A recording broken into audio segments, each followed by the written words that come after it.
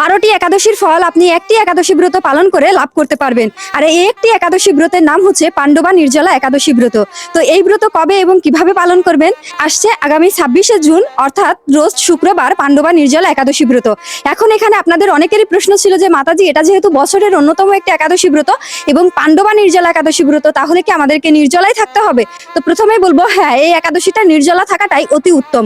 অর্থাৎ একাদশীর দিন সূর্য উদয়ের পর থেকে এবং দ্বাদশীর দিন সূর্য অস্ত পর্যন্ত সমস্ত একদম জল আহার বর্জন করে যদি একাদশী ব্রত পালন করেন, তাহলে বছরের অন্যতম 12টি একাদশীর ব্রতের ফল আপনি লাভ করবেন। এছাড়া বলা হয়েছে যে যদি কেউ একাদশী ব্রত কোনো কারণে কখনো ভঙ্গ করে থাকে বা কোনো একাদশী সে ঠিকভাবে পালন না করতে পারে, তাহলে সেই সমস্ত ব্রত ভঙ্গের ফল সেই একটা একাদশী ব্রত পালন করে লাভ করতে পারবে।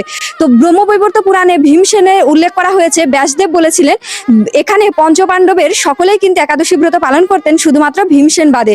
উদরে ছিল হচ্ছে বৃক নামে এক রাক্ষস, যার কারণে তিনি প্রচুর আহার করতেন। তো কখনোই তিনি না খেয়ে একাদশী ব্রত পালন করতে পারতেন না। তো একসময় তিনি ভগবান শ্রীকৃষ্ণকে জিজ্ঞেস করলেন, তাহলে আমি কিভাবে উদ্ধার হব?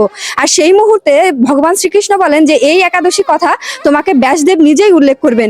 এবং ব্যাসদেব তখন জানান যে বছরের এই অন্যতম পাণ্ডবা নির্জলা একাদশী ব্রত তুমি যদি পালন করতে পারো সম্পূর্ণ নির্জলা থেকে, তাহলে তুমি এই সমস্ত একাদশী ব্রতের ফল অর্জন করতে পারবে।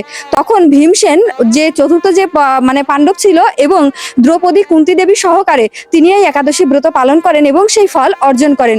তাই অবশ্যই নিজে এই একাদশী ব্রত পালন করবেন এবং অপরকে উৎসাহিত করবেন।